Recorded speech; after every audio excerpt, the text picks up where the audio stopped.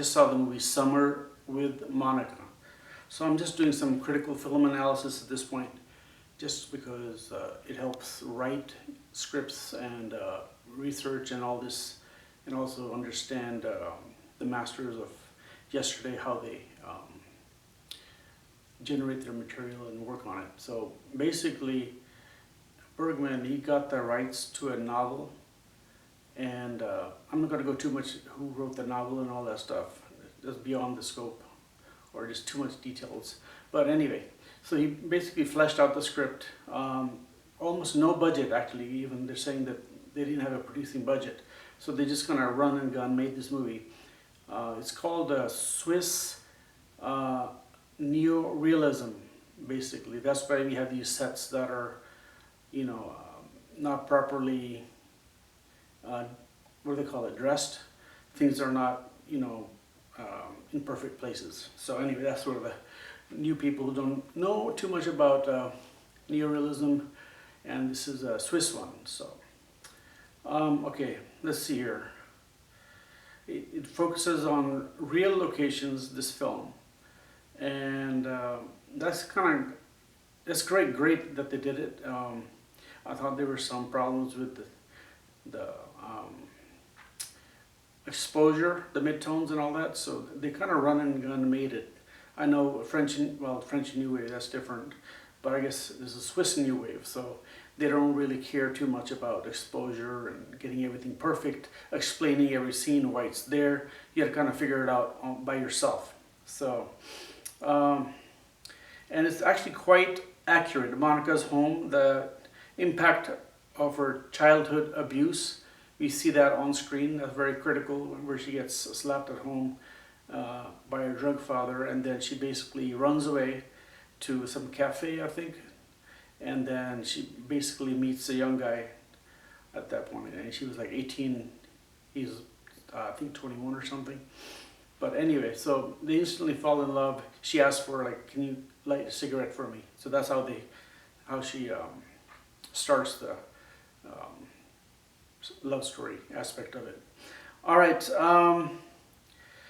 let's see. Also, yeah, Bergman is very accurate in his portrayal of real events and what happens if you beat children and they become spoiled, they say, or they can't fit in with society. That's actually a better term.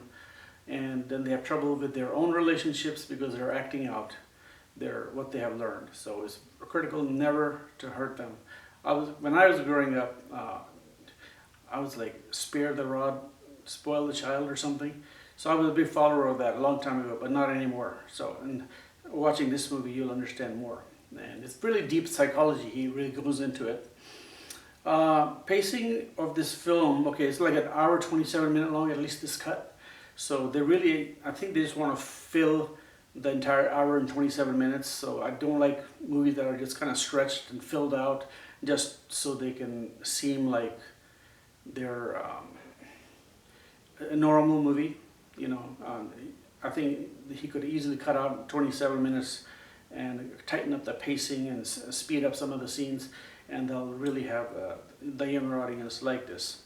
I guess now with the AI, they can even probably do some other things at this point.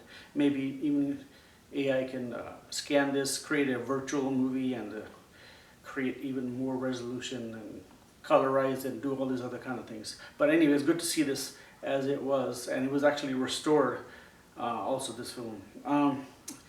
It's a coming-of-age tragedy. Teen pregnancy, lack of future planning leads to inevitable heartbreak. So she was not that mature, and towards the end of the movie, she invites another guy to her apartment because she was saying he was avoiding her because of his studies, and he was saying, well, I want to make more money for the future so we can afford a house and cars and all that stuff. That's kind of weaved in throughout the movie. She also mentions that it's not fair that other people have new cars, new homes, and all that. So that's fairly weaved in a couple of times throughout the film, early on, and then basically fleshes out. and it's quite accurate. I mean, if you go out on a lake with a boat for 2-3 days, you really feel the elements, you know, clothing, food, all these things make a big difference. So I really encourage young men and women to watch it carefully. Even watch it in 2x speed, because this you'll learn something that you cannot learn easily in a book, or even in real life. You can't learn some of these lessons, problems relating to people in the real world. So that's very critical to pay attention, never to beat them, because there's some really deep psychology that's very accurate. And Bergman got this back in the days. I think this was around 1950 he made this movie. So let's see. All right, and then basically she got pregnant. She didn't want to take care of the baby. She wanted to buy new clothes. She spent the money for rent on clothes. So at the end they get evicted, and life goes on. He basically walks off with the baby at the end, and she just runs off. I think, well, she runs off. She didn't say where she went. Most likely she went out with the other guy that she was cheating on him with. And this is actually quite accurate in real life. So it actually happened to me also, but in terms of cheating and all that stuff. So it's real. Let's see. I think that's about it. Thanks for watching. I'm going to be watching another movie soon, doing another critical analysis of it, so you can benefit. And I wish I did this when I was back in film school, but didn't emphasize it. And also I didn't, I guess we didn't have the Criterion channel back then, and also you can't watch classics very easily. You had to buy physical DVDs, and to buy them you had to go to specialty cinema stores or buy them online. The Criterion collection, they give all that. So that's a very good resource to watch too, the Criterion collection. They really break down movies. That's it. I'll be watching another movie here very soon. And I got another one, a South Korean film. Really excellent. Non-realistic, but it was really fun to watch. And it was called The Housemaid. And I'll do that review on that next. All right. Thank you for watching. Like, subscribe, all that good stuff.